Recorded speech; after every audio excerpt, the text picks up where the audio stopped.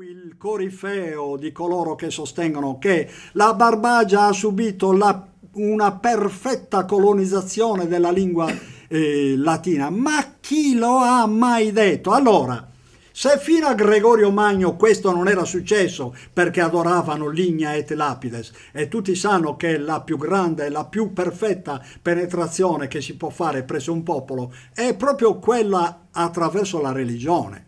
Non c'erano ancora riusciti nel VI secolo d.C. Allora, cosa successe? Che nel mentre subentrò il mondo bizantino che parlava il greco. Fino al VI secolo i barbaricini non avevano imparato la lingua latina. Poi subentrò il mondo greco. Dopo 4 secoli si scoprì, quando arrivarono i monaci latini dai vari monasteri italiani o francesi, si scoprì tutta una lingua che era molto diversa. Però fermiamoci alla lingua. Un giorno chi mi vuol chiamare a un convegno sulla lingua scoperta nei Condages o negli altri documenti, sono felice di venire a discuterla con gli altri grandi professoroni. Però sia chiaro che della lingua che è apparsa dal 1000 d.C. in poi non c'è una parola latina. Una dimostrazione fra le tante, oltre a quelle che ho detto, perché lo dicevo già all'inizio, dobbiamo mettere nel novero di tutte le componenti che hanno creato la lingua sarda il fatto che i monaci erano loro che sapevano scrivere. I monaci vallombrosani e benedettini in generale, eccetera, francesi, scrivevano esclusivamente in latino. Quando si trovarono di fronte alla lingua sarda, che era ostica, veramente ostica, va bene, loro tentarono di tradurla in un modo tale che bene o male venisse compresa anche dal sardo che dettava, ma venisse compresa principalmente da loro e fortemente intrisa di latino, perché era prima di tutto il monaco scrittore che doveva capire che cosa stava scrivendo.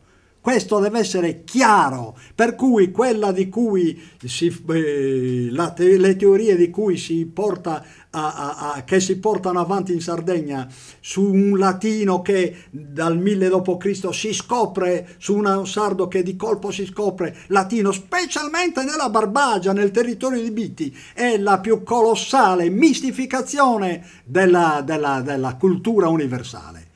Questo io l'ho combattuto nei miei libri, è combattuto, lo dimostro scientificamente pagina su pagina, chi lo vuole intendere, ok? Vediamo se riesco ad andare oltre. Computer, ecco, divertiamoci un po' e sto veramente finendo su questi impostori che insegnano all'università. Il professore Edoardo Blasco Ferrer dice che lui ha scoperto che grazie a questi 49 lemmi baschi, va bene, che mettendoli nel computer è possibile mescolarli con tutta la lingua sarda e riappaiono in un sacco di parole.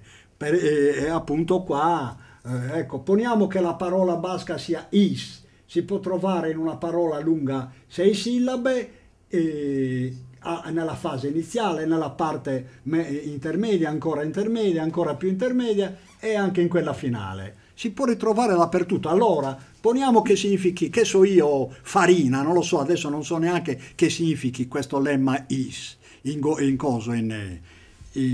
basco.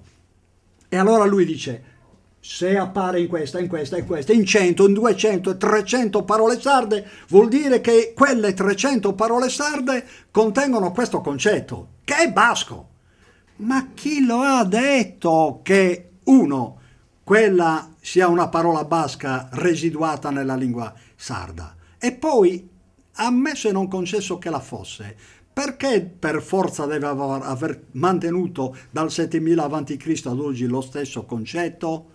Ecco, e poi è il suo modo di fare, perché lui che ha fatto? Lui dice che lui ha fatto, io non sono intervenuto, l'ha detto lui nella conferenza, io ero presente, ho molti testimoni, io non sono intervenuto per niente, ho preso queste parole basche, le ho messe nel dizionario sardo, le ho shakerate col computer. Le ha shakerate col computer. E ne è uscito questo guazzabuglio. Perciò se io chiedessi al computer di dire analizza la tua stessa parola in italiano e in latino, lui me la analizza così, con più utero, Così me l'analizza il computer, il suo stesso nome. In latino sarebbe cum plus uteri. Questo è l'effetto di usare il computer. Crea un putiferio. Un linguista, se non usa la propria intelligenza, il proprio intuito, non riuscirà mai a capire niente. Se lui si mette a dormire mentre il computer lavora, il sonno della ragione genererà soltanto dei mostri. E lui ti ha alfabetizzato la Sardegna in 49 mosse. Non stiamo Per esempio, se noi chiediamo alla parola sarda trigu di tradurla all'italiana, è chiaro che la traduce immediatamente, il computer la traduce all'istante grano, ma sarà vero che significa grano o deve intervenire il linguista per capire meglio la questione? Ci ritorno, parliamo di una H in lingua italiana. Una H è diversa da un H che significa una vacca. Se lasciamo fare al computer, che casino fa? Torniamo a trigu. Per trigu noi troviamo in sardo trigare, logudorese, trigai, campidanese, tardare, indugiare, campidanese, trigadiu, tardivo, fai a trigadiu, far tardi, da puscipiu troppo trigadiu, l'ho saputo troppo tardi, prus trigadiu, più tardi, trigu, tardo, homo trigu, uomo tardo, a trigu tempus, dopo molto tempo. Allora il computer, se lo lasci lavorare da solo, che danni ti fa? E viene dall'accadico tircu, tercu, tenebre, le tenebre post-crepuscolari delle montagne. E allora è comparabile, ma solamente nella semantica, con latino sero, tardi, sardo sero, calar del sole, della sera, che viene dal sumerico se, vivere più rum, serum, che significa perfetto completamento dell'esistenza. In questo caso sottinteso del sole, completamento dell'esistenza quotidiana del sole. Infatti tutti sanno che nelle antiche religioni il sole veniva divorato dalla notte e dal caos al tramonto, veniva divorato, era il completamento della sua esistenza. Questa è una delle moltissime parole sardo, latine, accadiche e sumeriche che sono di estrema antichità, ma non sono latine puramente dette. Il latino in Sardegna non ha mai avuto presa. E allora veniamo finalmente al libro dei toponimi. Iniziamo con Torralba. Torralba significa, viene dall'aramaico tur, altura, più sumerico, il sumerico abbiamo stalla, per stalla i sumeri avevano lo stesso concetto di furia delle campidane come si chiama? Sulcitano Furiadrosiu, che dagli antichi Furiadrosius nacquero poi i villaggi attuali del Sulcis. Allora, tur stalla per stalla è la stessa radice della parola Troia, del toponimo Troia. Troia originariamente era una stalla, cioè nacque la città di Troia attorno a una stalla dove si aggregava il bestiame di tutta la comunità. Mi spiego?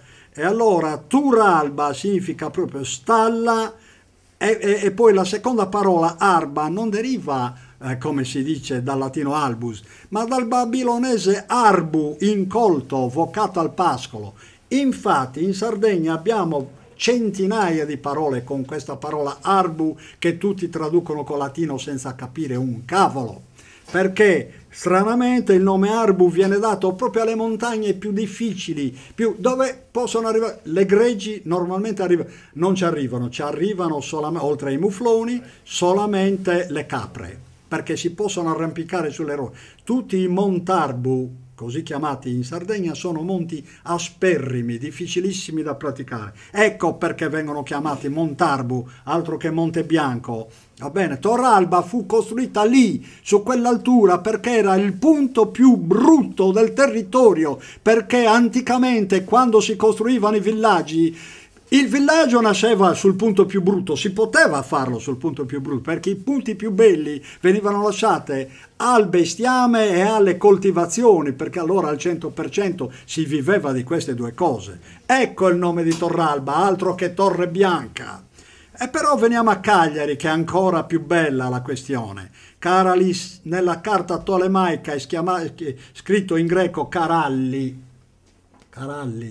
e viene dall'accadico Carallu, che significa beata, è uguale al nome di Olbia. Olbia lo ritroviamo poi storicamente con nome greco, Olbia significa beata, però in realtà deriva dal sumerico car più al, car porto, al protezione, cioè porto difeso, significa letteralmente, ed era difeso, sappiamo da che cosa, dalla barra sabbiosa di Giorgino, perché anticamente il porto era immediatamente dopo la lingua sabbiosa di Giorgino. Porto protetto, porto difeso, Carallu, oppure può avere un'altra interpretazione.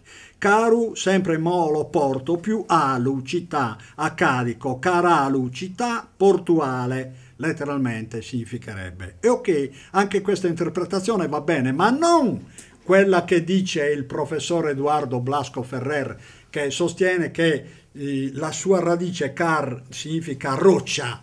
Ma chi lo ha mai detto? Intanto quella parola loro ci mettono l'asterisco, supponiamo che significhi roccia. Qua c'è doppia presa in giro, doppia mistificazione, perché da una parte ti inventano la parola, sembra che la inventino, farebbero meglio non a inventarla, anche perché questa parola esiste già nel dizionario accadico, nel dizionario sumerico. Allora, se queste parole esistono, come mai voi indoeuropeisti che parlate della lingua indoeuropea come di una lingua che appare al mondo nel 2000 a.C., perciò già 2-3 mila anni prima della lingua sumerica, come mai portate questa radice di cui mistificate il significato perché non significa roccia?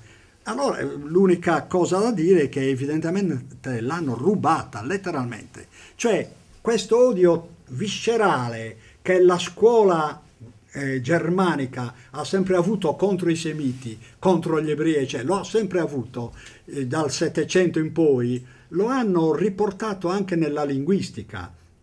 Per cui da una parte c'era l'obbligo di segregare l'indoeuropeo per conto suo, dall'altro l'obbligo di segregare il semitico per conto suo.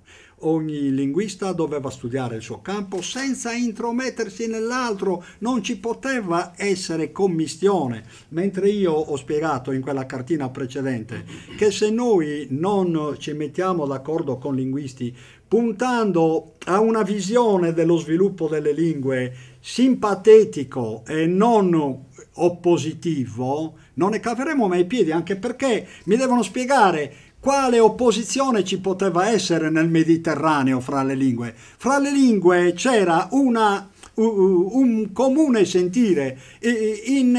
A Roma era pieno di parole semitiche e ancora oggi è pieno di parole semitiche e tutti dicono che sono nate lì per partenogenesi, per dal ventre della lingua latina. I latini erano 200-300 persone in origine, avevano il loro posto sul Palatino, capanne di frasche. Va bene, e da queste persone qui nacque un impero, ma non importa con quale sviluppo storico nacque quell'impero, rimane il fatto che il latino era parlato solo da loro e dai latini che prendevano pochissimi villaggi dei dintorni.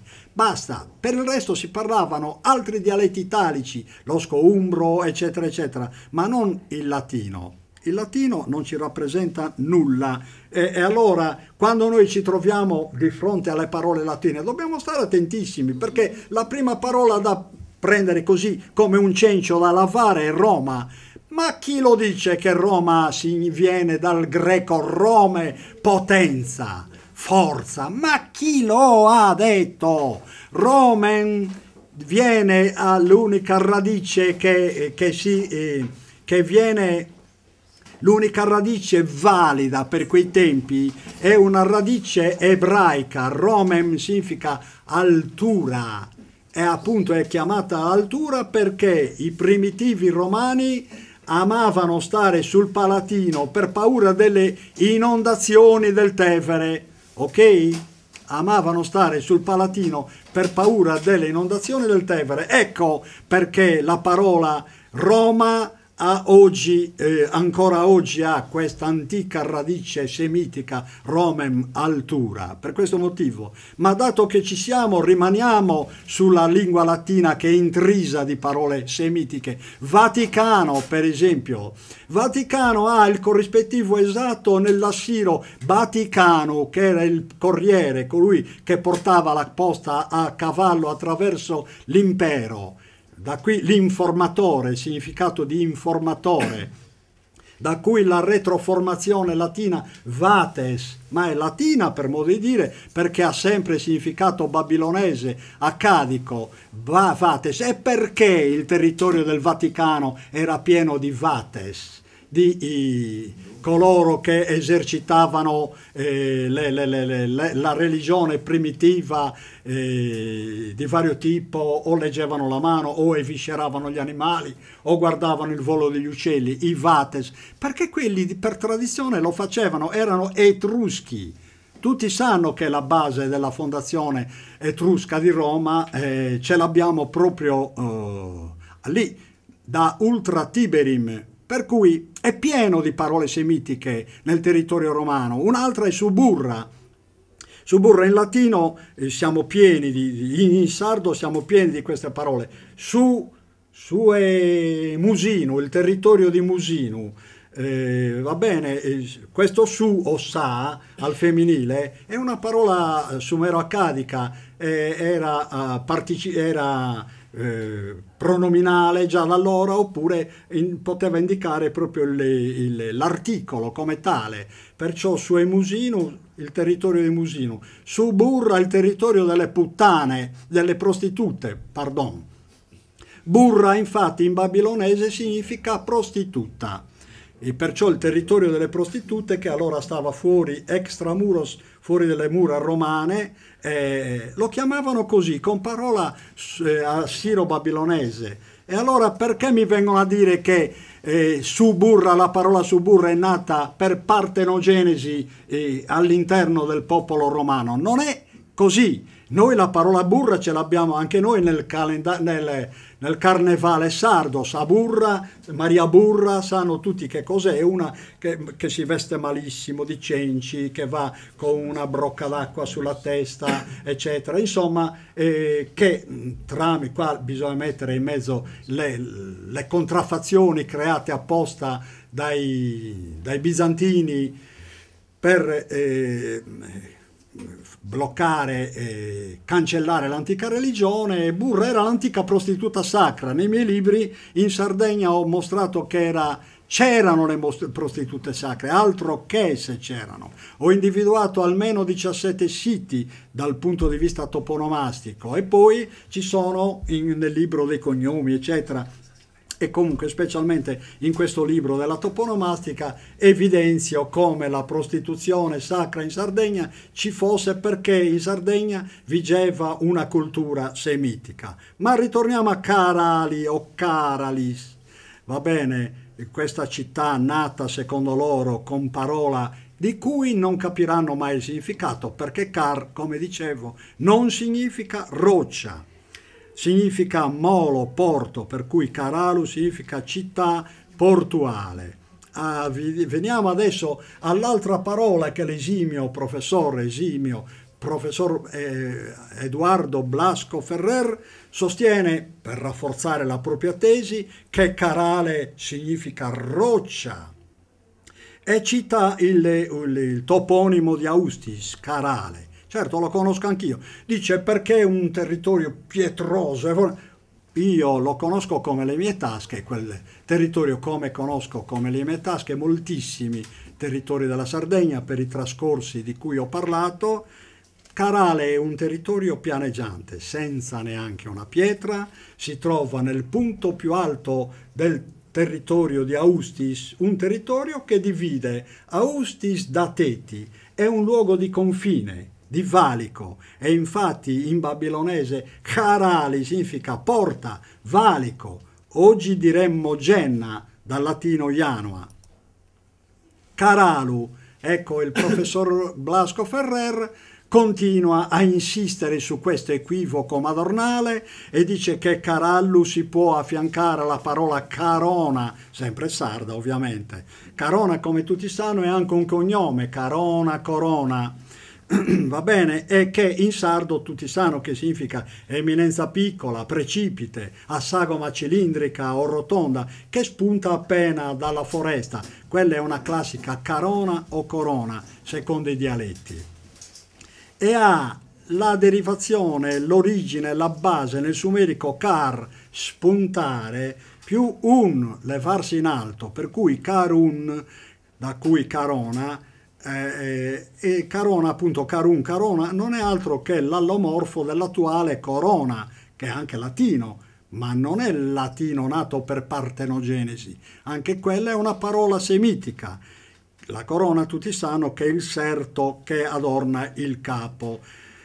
Da questo abbiamo poi una serie di aggettivali, i due principali sono carongiu e corongiu, aggettivale sardi da antico caroniu, che deriva sempre dal nome carona, che il significato l'abbiamo visto. Allora, dobbiamo intenderci sui toponimi. Il toponimo è un predicato territoriale, io lo definisco così. Quando dico predicato territoriale voglio dire che il toponimo è stato inventato perché doveva dire qualcosa del territorio che viene nominato così. E allora coronimo, può essere toponimo o coronimo, ben inteso, perché io nel mio libro ho esaminato anche tutti i coronimi della Sardegna, compresi i nomi delle subregioni della Sardegna. Poi chi volesse vedere nel libro le troverà tutte, con l'etimologia naturalmente, ma iniziamo da Sandaliotis. Sa, come dicevo, è l'antico articolo, quella di l'articolo o pronominale.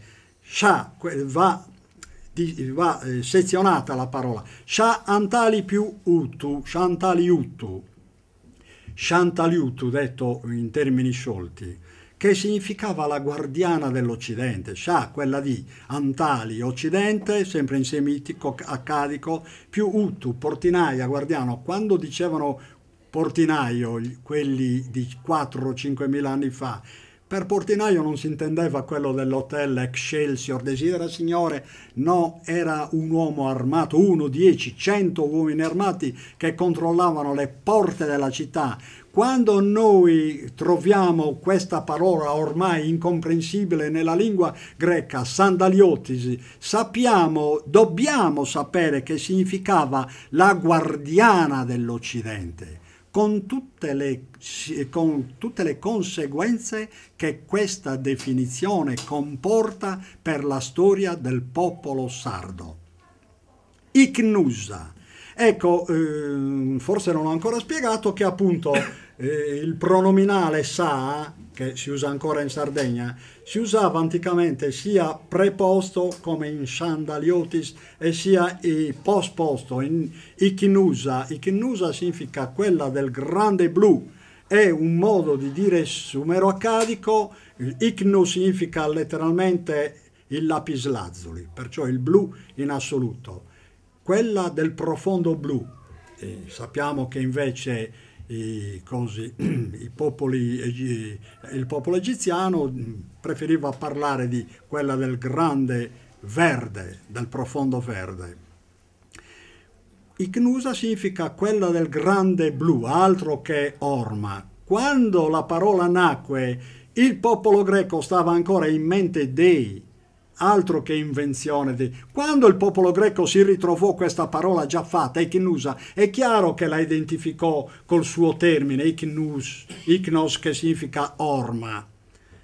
Per quanto riguarda sardo, un'altra parola che le marinerie greche portarono in giro per il Mediterraneo. Sardo deriva dal sumero sar, giardino, du, tutto quanto, tutta un giardino.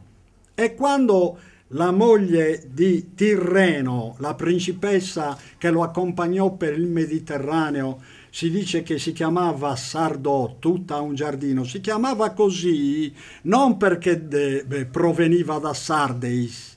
Sardeis è una parola che è corrotta di per sé, perché in realtà in greco fu scritta così da Erodoto, ma anticamente era pronunziata Pfard, una pronuncia molto diversa. I greci, per ovvie ragioni di eufonia, cercarono di tradurre in Sardeis.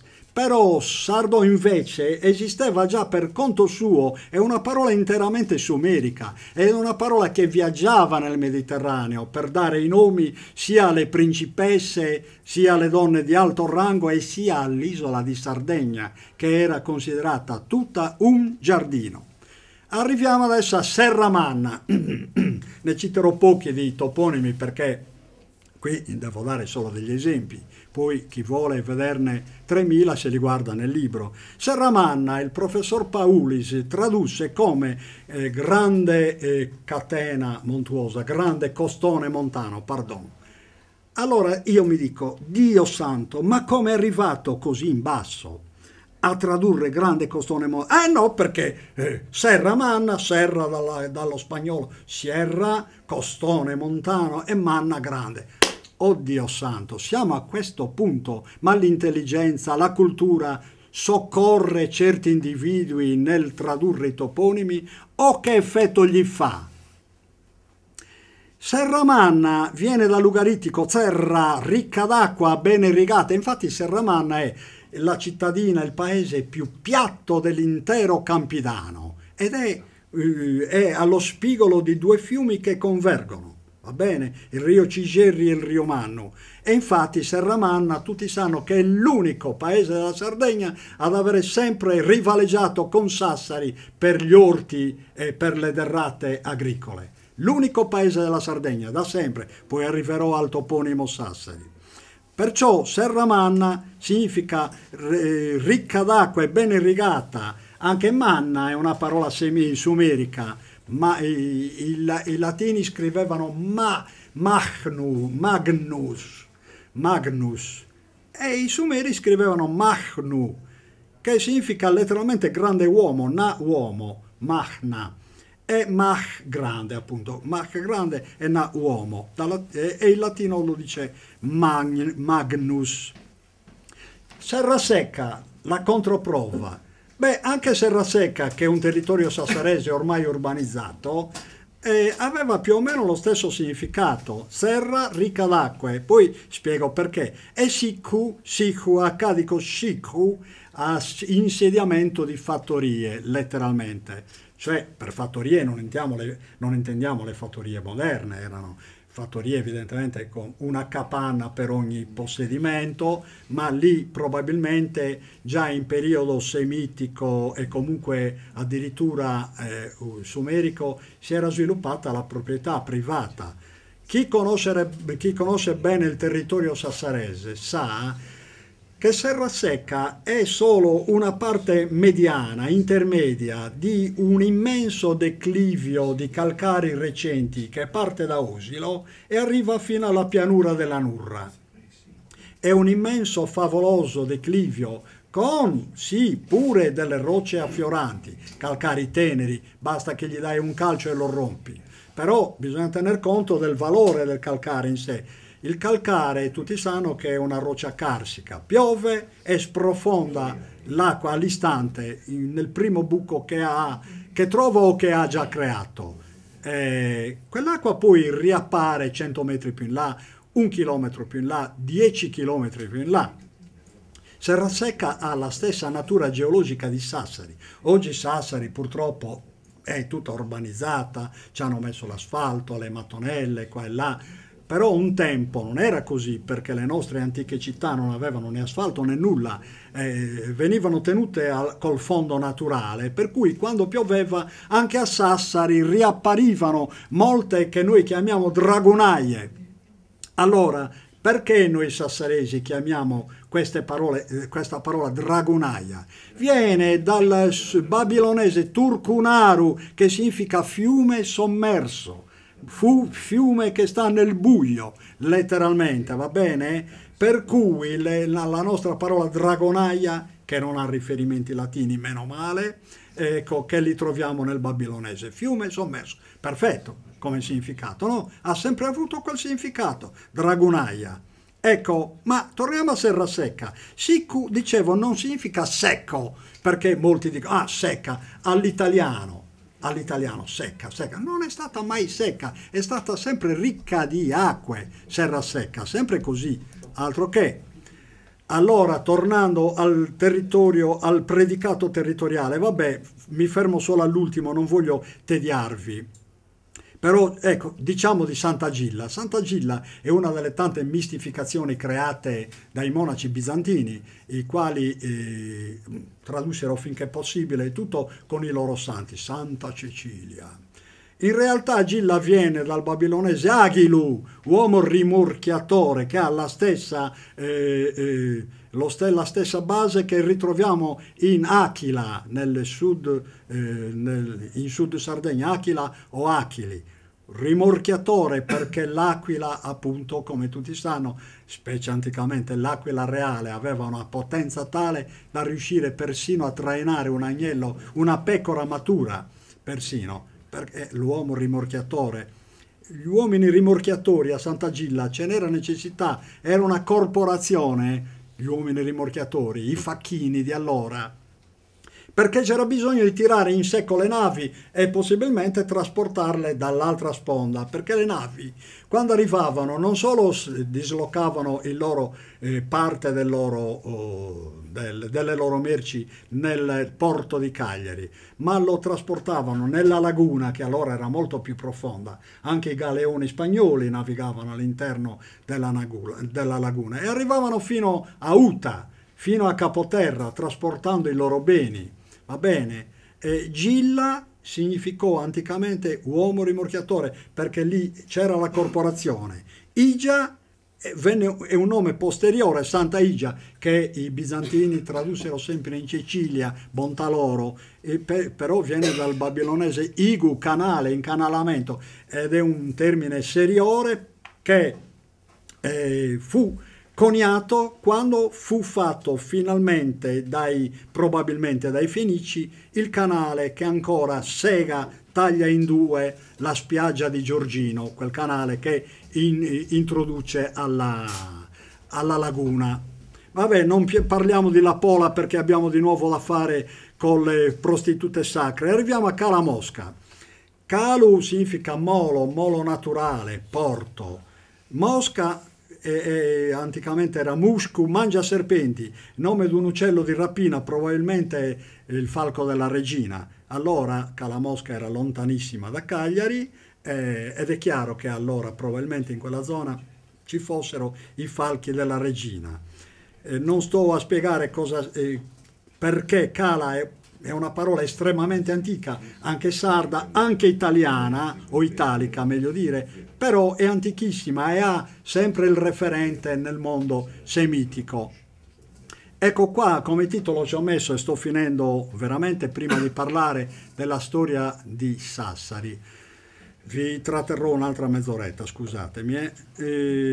Qua i linguisti che mi hanno preceduto hanno fatto un pasticcio spaventoso sulla questione della P e B che diventano K o viceversa, della K e G latina che diventano P e B in Sardegna. Niente di più falso, perché in realtà questi modi di esprimerci in Sardegna li abbiamo avuti da sempre. E dobbiamo dire anche un'altra cosa, che dai miei studi, dalla grammatica sardana che pubblicherò fra qualche mese, dimostrerò che in realtà una sorta di Leutverschiebung, oppure chiamiamola pure all'italiana rotazione consonantica, in Sardegna è sempre esistita, cioè noi abbiamo avuto fin da epoca preistorica una divisione dei dialetti tra nord e sud. Ce l'abbiamo in parecchie centinaia di nomi sardi, per esempio abba e acqua. Abba dal sumerico ab, mare, accadico abbu, palude, ba, acqua. In Campidano abbiamo acqua, che all'origine nel sumerico aghi, onda, agu, onda, da cui il cognome agus, e poi corrotto in acqua per influsso della lingua latina.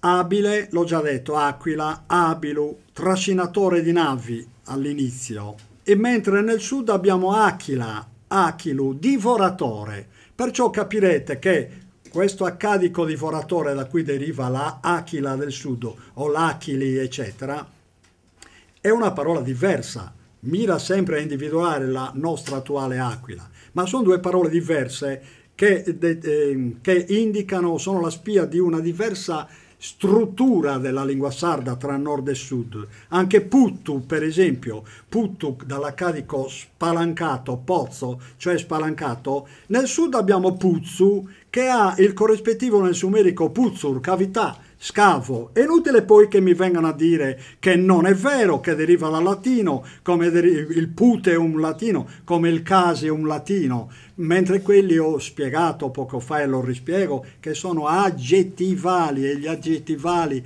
sono parole che sono nate dopo il nome comune, per cui da puttu nacque puteum, perciò la base è sempre semitica. Da casu nacque caseum, casu ho spiegato che significa rappreso, e per cui la parola è semitica, e la parola sarda casu non viene dal latino ma dal semitico, dal babilonese casu, che significa rappreso. Vabbè, lascio perdere, ho 3 esempi, macro esempi di quello che è l'abominio culturale nelle nostre università, e chi parla sono professori universitari, non io. Adesso voglio soltanto parlare delle origini di Sassari e vi tratterrò, penso, 20 minuti, roba del genere. Sassari, nessuno studioso ha mai saputo trattare dell'origine di questa parola, e anche di tatari. Sono 2 parole diverse. Sassari e tatari. Sassari indicò un territorio, è un coronimo. Era il territorio dove poi è sorta la città. Tatari invece era proprio la città, cioè l'antico villaggio che nacque intorno a Pozzo di Bidda, va bene, e che poi si espanse anche in virtù dell'insediamento dei monaci bizantini che poi crearono la chiesa di San Nicola, che è lì a un passo da Pozzo di Bidda. Però Sassari viene dal sumerico Sassar, è una parola raddoppiata, proprio per indicarne la superlatività. Sar significa giardino, orto, rete di orti, reduplicata e semplificata per legge fonetica indicante la totalità, Sassar. Poi il suffisso latino is, lasciamolo da parte. Perciò Sassar indicò una immensa rete di orti, era un coronimo. Tatari, anche questa è una parola reduplicata, è ancora più intrigante questa parola. Tatari sempre con lo is latino, lasciamolo da parte, che è una sovrastruttura, appunto. Questi suffissi sono sovrastrutture, è meglio non tenerne conto nella nostra traduzione, che va alle origini. Tatari è proprio perché una duplicazione è un superlativo, è un classico superlativo. Cioè originariamente indicò l'Augusta, tipo Augusta Aosta, nella Val d'Aosta, significò Augusta. Tar ha la stessa radice di Tarros, entrambi con pronunzia dura, Tar. Infatti noi originariamente dicevamo Tatari, qualcosa del genere, come oggi diciamo Sassari, è difficile pronunziarlo. I cagliaritani se ne accorgono che io lo dico bene alla sassarese, i sassaresi dicono ormai tu ti sei corrotto, ed è vero, però insomma bisogna dire che Sassari noi non lo pronunziamo con quella S bella, pura dei toscani o che so io, no? La pronunziamo un po' strascicata, proprio perché noi mostriamo ancora le origini sumeriche in questa parola. Grande rete di orti, Sassari. Tatari appunto ha il referente in Tarros, che però aveva una sola radice, non due, come Tatari. E purtroppo, per qualcuno che non ci crede, dobbiamo confrontarla anche con la radice di Tartesso. Qui non vado oltre, ma nel mio libro faccio l'analisi perfetta, sistematica, anche del termine, del toponimo Tartesso, e vi spiego che cosa potrebbe aver significato, a prescindere dalla pretesa degli spagnoli di ritrovarla nel loro territorio. Io su questa Tatari ho finito. Silchi dal sumerico sil, remoto, più chi, luogo, sito, terreno, per cui significava terra lontana un tempo, perché era lontana dall'aggregato sassarese circa 2-3 chilometri, terra lontana. Però da questa parola, che è anche poetica, noi ricaviamo un gesto d'amore nel nominare questo territorio di Silchi, ormai violentato dall'urbanizzazione. Tragunaia l'ho già detto, no? Tirreni, va bene, fermiamoci ai Tirreni perché ce n'è bisogno, perché siamo sempre alle origini di Sassari. Poi parliamo dell'evoluzione della lingua sassarese o dialetto sassarese. Qui siamo ancora alle origini e ci dobbiamo riferire ovviamente a Pociodorra, che lì fu la nostra origine. Non perché Porto Torres, si dice, nacque quantomeno per opera di Giulio Cesare o su di lì. Per cui Turris Libisonis, nessuno riesce a tradurre Libisonis, però Turris tutti lo riferiscono al latino Turris. Ma quando nacque questo nome, i latini, torno a dire, stavano in mente dei Turris, Turris è da collegare col nome Tirreni, col mare Tirrenum. Erano gli abitanti di Tiro, Tur o Sur, secondo come veniva pronunziato in lingua semitica. Erano gli abitanti di Tiro. Tirreni, Enu in babilonese significa signore, in accadico, in semitico significa signore, padrone. I padroni di Tiro, i dominatori di Tiro, che poi andavano a commerciare anche a Pociodorra, proite a Pociodorra. Ma semplice, no? Tutti sanno che gli antichi fenici non lasciarono quasi mai colonie. Ne abbiamo poi qualcuna in Sardegna, ma furono delle eccezioni. Gli storici narrano che più che altro si fermavano nei posti più adatti e attendevano che la popolazione arrivasse e commerciavano lì, sulla spiaggia, sull'estuario, intorno all'isoletta, dove si fermavano. Commerciavano e poi se ne andavano, scambiavano i beni e se ne andavano. Per cui quando questa parola rimase, la parola portata da questi Tirreni, rimase anche lì a Turris, poi arriviamo a Libisonis. Questi Tirreni, questa è la mia opinione, poi nel libro spiego benissimo tutta la questione dei Tirreni. Secondo me erano appunto chiamato così come signori di Tiro, ma bisogna spiegarsi perché il mare Tirreno prese il nome da loro, prese il nome da Tiro. Perché i Tirreni non erano altro che i cugini carnali degli Sciardana, cioè se gli Sciardana, come io ne sono certissimo, erano uno dei popoli del mare, e gli archeologi hanno ritrovato le tracce degli Sciardana a nord del territorio ebraico, va bene, oltre vicino al promontorio del Carmelo. Se questi, come si pensa, insomma tutti sanno come nacque la lingua semitica, nacque immediatamente, 10-15 anni dopo, la lingua semitica no, la scrittura semitica, 10-15 anni dopo la distruzione di Ugarit.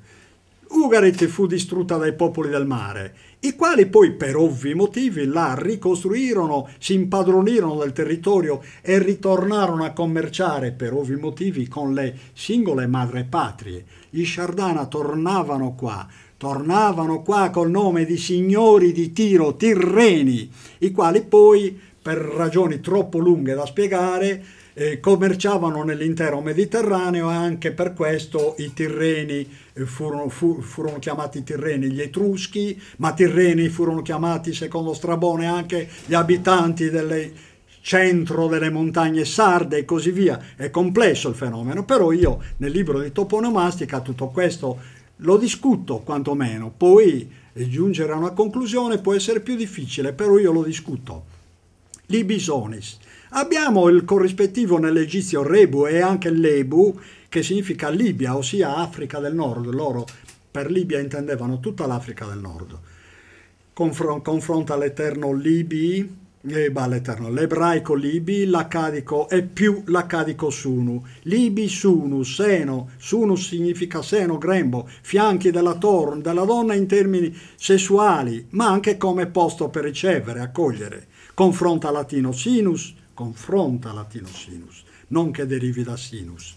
Confronta lugaritico seno, scritto così, poi bisogna vedere come si pronunziava.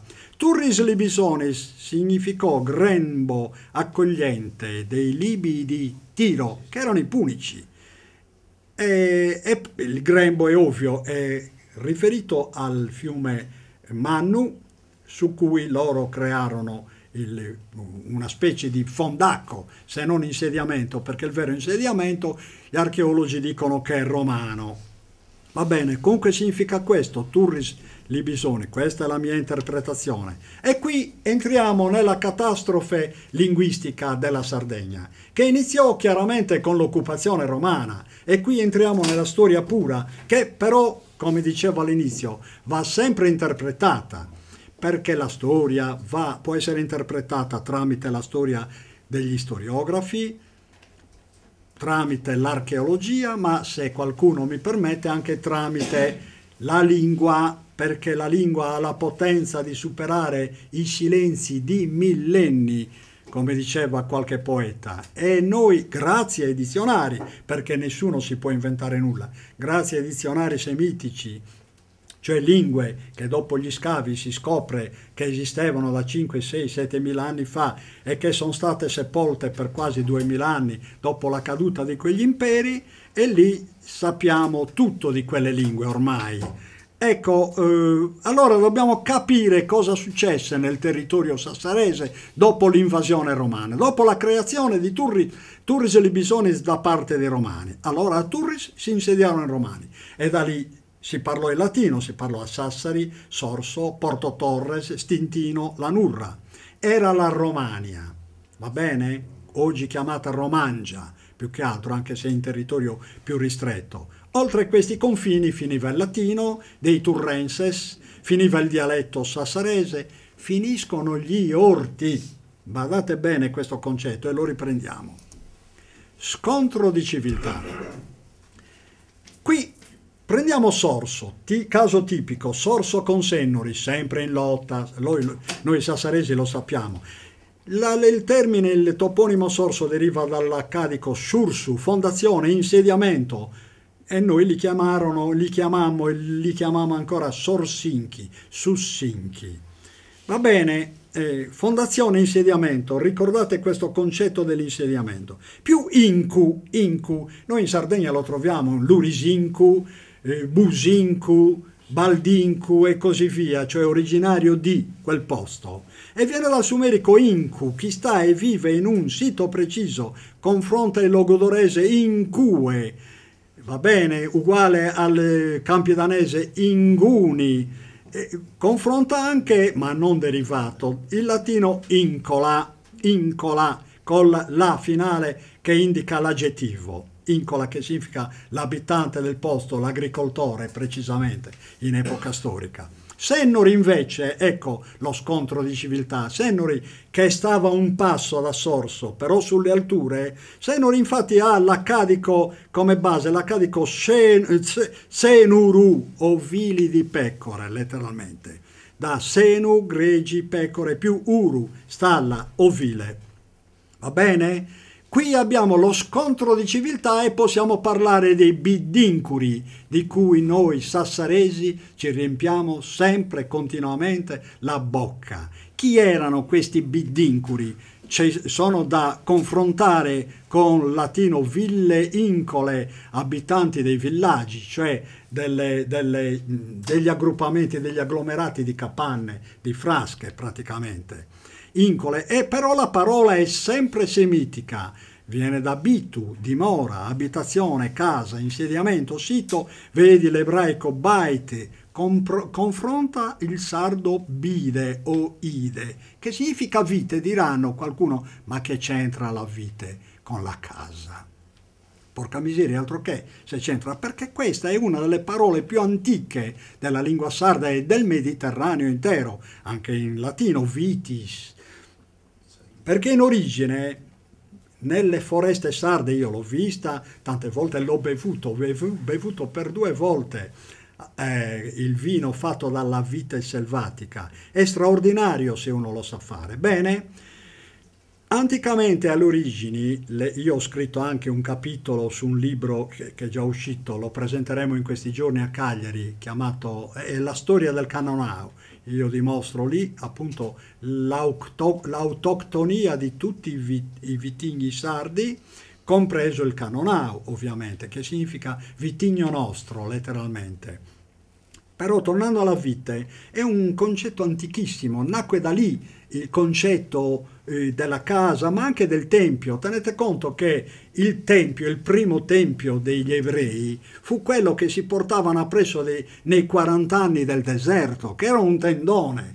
E la vite appunto si arrampica sugli alberi a tendone, e infatti oggi c'è la tecnica di fare con la vite i tendoni per produrne il doppio, il triplo. Ecco perché vitis, vide, bide in origine significò tendone, ok? Ecco il collegamento. Biddincuri, incu, l'ho già detto, colui che vive nei villaggi. Allora, qui ci fu lo scontro di civiltà, e io sto procedendo, ma sto finendo, ancora 5 minuti. Nacque il primo epiteto, Tataresu Magna Caura. È un sintagma totalmente semitico, Tataresu l'ho già detto, il su, e si trova in migliaia di aggettivi latini e sardi che non derivano dal latino, perché era già sumero-accadico. Tataresu, quello di Sassari. Tatari ho già spiegato che significa. Caula viene dal latino caulum, dall'accadico caulum, caulum, con 2 colpi di glottide. Magna, anche quello viene dall'accadico. Manu, fornire di cibo, vedi l'antico francese manger, parola mediterranea, è una parola mediterranea. Logudorese, mandigare, che ha una diversa costruzione, da stato costrutto mandec, mangiare cose propizie. Ecco, comunque andiamo oltre. Il secondo epiteto, dopo Tataresu Magna Caura, è quello di mengu, o mengu, per indicare una persona proprio fatta alla buona, senza molta intelligenza, ma per estensione si indicano anche nel dizionario sardo, si indicano gli agricoltori come sempre, perché secondo loro l'agricoltore non è scarpe grosse e cervello fine il contadino, ma viceversa, nella tradizione normale ha cervello grosso e scarpe fini, evidentemente. O mengu, stato costrutto e accadico, che significa amante dei gufi, men-ku, poi torniamo a kua in sardo, che significa civetta, appunto. Fagere a sacua, fare come la civetta, fare come il guffo. L'invasore, perché lo chiamavano mengu, l'invasore romano? Perché aveva la vocazione a fare la guardia a turno agli orti, che erano ignoti ai sardi normalmente. Avevano la vocazione a fare gli orti anche di notte. Ecco perché anche il cognome italico Mengo, perché anche nella penisola italica i romani, espandendosi, ebbero questo soprannome Mengo, perché facevano la guardia anche di notte ai loro orti, che non c'entrassero le greggi del territorio dei popoli sottomessi. Allora dicevano che Cua è una parola semitica che significa gufo, civetta. Quando noi diciamo fagere a sakua, vogliamo dire fare come la civetta, invece i docenti che insegnano all'università ci dicono tutt'altra cosa. Leggete i dizionari etimologici della lingua sarda e capirete in quale abisso di ignoranza siamo precipitati per colpa di certi docenti. E non andiamo oltre su questa parola. Andiamo però a un altro epiteto, perché qui giungiamo alla catastrofe sociolinguistica nel territorio sassarese, perché si erano insediati i romani nel territorio sassarese, scacciando dal posto più fertile, quello ricco di sorgenti come il posto dove stiamo, scacciando gli abitanti, i sassaresi in Ciabi. Ciabi significa da accadico cabu, nome, chiamata, per nome, designare, nominare, perciò su tattaresi in Ciabi è il sassarese autentico, che però erano in quel caso, guarda che paradossale, è vero, erano i sassaresi che ormai erano stati espulsi da quel territorio e ricacciati sulle colline. Erano quelli che oggi ritroviamo a Usini, Tissi, Ossi, Sennuri. Erano ricacciati sulle montagne perché il territorio coltivabile doveva essere dato a quelli, ai coloni romani che avevano fondato Posciodorra. Va bene, sassaresi in Ciabi, sassarese di nome e di fatto. La catastrofe giuridica, e qua io ho finito, è meglio terminare qua perché vi ho tediato fin troppo. Si giunse fino alla catastrofe giuridica. Proprio qua avemmo in quel periodo la divisione catastrofica di due mondi che erano ormai incomprensibili l'uno con l'altro. I sassaresi romani o romanizzati dicevano a quelli che tentavano di invadergli il territorio con le greggi: la Grozimara! Il mio professore di glottologia all'università, quando seppe che a Sassari usavamo ancora questa maledizione, la Grozimara, va bene, rimase sbigottito, perché gli antichi latini dicevano malam crucem, che significa appunto la croce cattiva, la brutta croce, perché sapete che essere messo in croce era uno dei supplizi peggiori per i non romani, perché chi non era del popolo romano poteva essere messo in croce. Un cittadino romano no. Per cui quando i sassaresi, i nuovi arrivati, che erano in realtà romani, dicevano la Grozimara, erano riferiti, ecco l'intuizione, erano riferiti ovviamente a Ribiddincuri. Va bene? E i Biddincuri rispondevano con l'epiteto Tattaresu impicca babbu, che è reale questo epiteto, è un sintagma semitico. Babu l'ho già spiegato, da babilonese abu, padre, impicca dal babilonese piccu, strangolare. Cioè, allora noi capiamo che i sassaresi romani strangolavano i genitori perché il parricidio era un uso prettamente romano.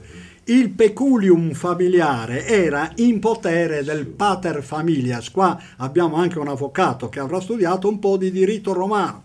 Era in potere del pater familias e i figli familias maggiorenni e sposati, non potendo accedere a mutui di alcun tipo, erano indotti al parricidio per subentrare nel peculio. Allora fu necessario, ai tempi di Vespasiano, il senato consulto macedoniano per imporre la fine dei parricidi, che non sempre avvenne. Però intanto i sassaresi si beccarono un epiteto infame che dura ancora oggi, Tattaresu impiccababu, che è un epiteto storico, ha radici storiche. Io credo di avere terminato. Sì.